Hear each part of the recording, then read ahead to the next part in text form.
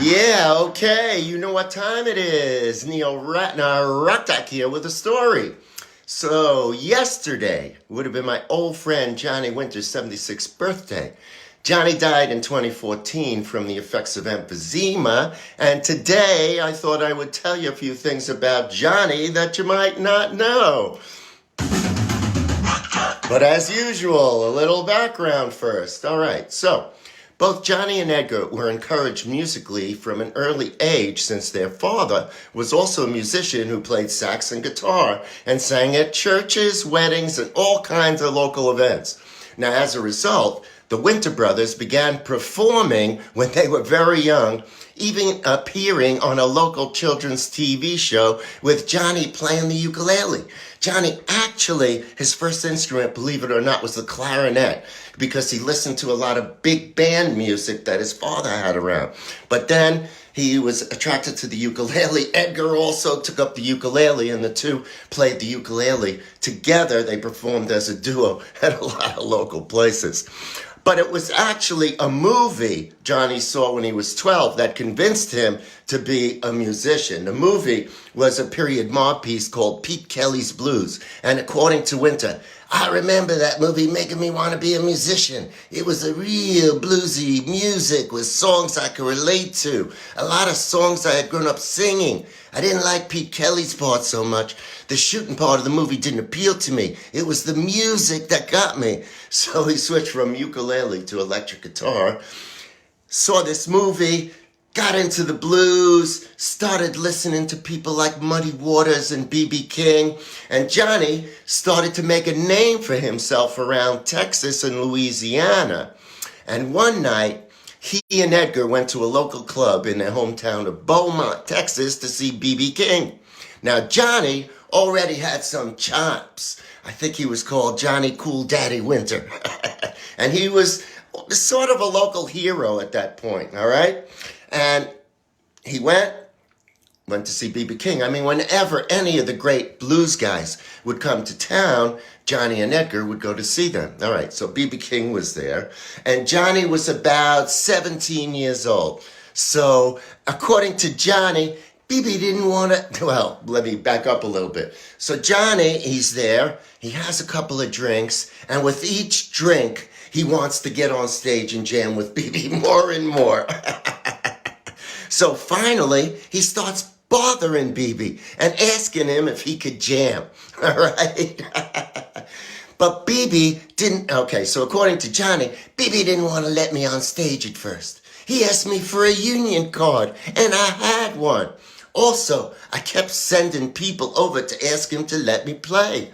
Finally, he decided that there were enough people who wanted to hear me that no matter what, if it was good or not, it would be worth it to let me on stage. He gave me his guitar and he let me play.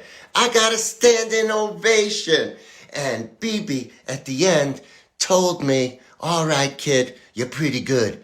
Keep doing it. And in later years, that meant a lot to Johnny, that somebody of the stature of B.B. King would say that to him.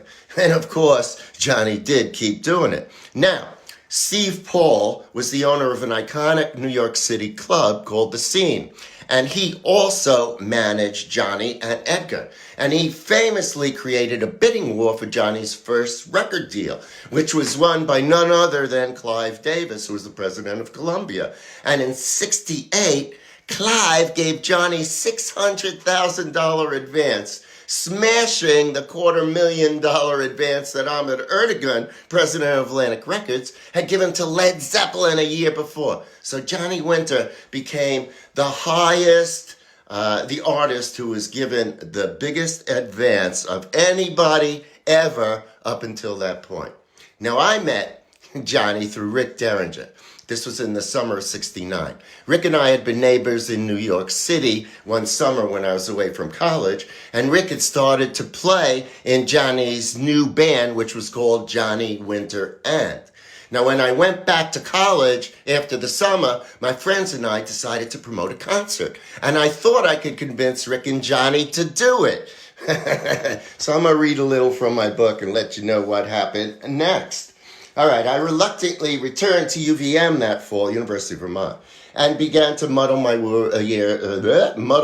through the year's curriculum. But I focused more and more on bringing some of the energy of New York's music scene to Burlington. Partnering with two friends, I got the owner of the beautiful old Flynn Theater, that's in the middle of downtown Burlington, to agree to let us start booking concerts there. Our first question was who to book. I wondered if I could persuade Rick to do our first gig. He was playing in Johnny Winter's band, which was still doing theater-sized shows, as I told you. All right, so I contacted Rick, and Rick was comfortable with the idea, but he thought the band's manager, Steve, would argue that playing at an unknown venue in a market that no one cared about would be a lost opportunity. I tried to sweeten the deal, assuring Rick that they would get most of the money, and we would party hardy and supply whatever the band needed. The band had a gig not far from the University of Vermont a few weeks later, so Rick invited me there and said we could talk more. The show was my first time seeing Rick and Johnny on the stage together, and it was an amazing pairing. They traded guitar licks in a unique and incredibly dynamic way. I think it was the first time I ever saw two guitar players, back to back. I don't know. I think they may have been the first to do that. At any rate, they traded guitar licks. After the show, we partied until the wee hours and had such a good time that as I was leaving, I jokingly said that they should come back to Burlington with me. It was a Friday night. I had nothing to do on the weekend, but I never expected that I would get any kind of an answer. All right, moments later in the hotel lobby, Teddy Slatus, their road manager, confronted me. He looked upset, but I couldn't imagine what I had done wrong. Neil, we have a problem. Rick and Johnny want to go with you. He must be kidding. The look on his face told me otherwise. I have to get back to the city, he continued. I'm not going to leave them on their own. Rick wandered on into the lobby and came over to see what was going on. He insisted I would be the perfect person to look after them. Teddy was still unhappy and called Johnny on the house phone. When Johnny enthusiastically endorsed the idea, he had no choice but to agree. I became the babysitter for the weekend. Couldn't believe it. Outrageous. I booked rooms at the Holiday Inn close to UVM, and the next day gave them a tour of the university in the area.